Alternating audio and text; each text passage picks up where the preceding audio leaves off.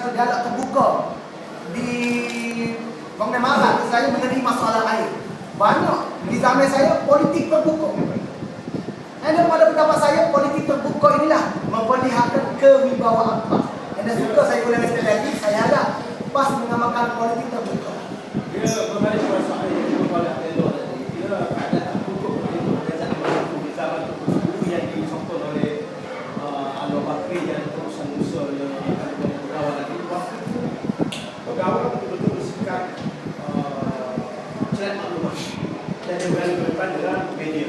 Berbeza dengan sekali ini. Orang yang berada di training sekali ini, saya tak nak berkata betul, tapi itu hati-hati saya akan dianggap penakut untuk berdebat itu masalah. Lepas tu saya kata tadi, sekali pendekatan itu berbeza. Kalau kita nak ambil dulu dan sekali ini yang berbeza.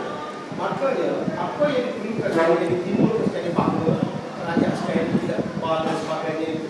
Dia tidak, kerana dia telah manggil dia telah manggil dan kebimbangan sedang ialah memberi kesan kepada pemerintah. Tetapi bagi pihak kerajaan sendiri, saya rasa lah dia akan memiliki semangat dia. Macam mana mempertahankan? Mana kebimbangan ini membantu, kita kembali membantu, dia bimbang membantu. Tapi kalau dia perbaikan dulu ini, kerajaan boleh. sebab tu saya suka ulangi lagi, saya kata saya tidak nyatakan bahawa benda yang saya buat adalah satu benda yang betul, satu takut. Saya tidak, tapi semua saya mengambil posisi. Saya nak dengar kata Timbalan Presiden Kevin Dr. Kebetulan pernah dalam majlis ini boleh respon terhadap isu yang telah dibangkitkan oleh panel kita malam ini. Waalaikumsalam.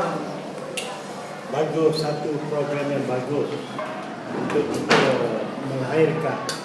Sekurang-kurangnya anak muda boleh melahirkan apa yang tak puas hati terhadap kerajaan sekarang ini. Hanya dari segi nak melahirkan rasa tidak puas hati, kita naklah menjurus kepada satu tata susila dalam berorganisasi. Tidak semua orang tak suka kerajaan, panggil, buat, cakap.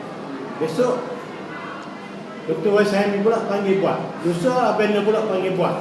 Semua tu melahirkan tak puas hati dalam satu program yang tak sihat.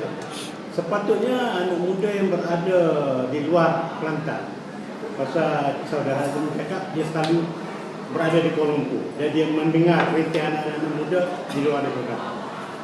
Kumpulkan dalam satu keadaan supaya kita dapat meluahkan perasaan, supaya kita boleh catat sebagaimana yang disarankan oleh saudara Zaki ini, supaya catatan tidak puas hati anak muda ini dapat kita sampaikan secara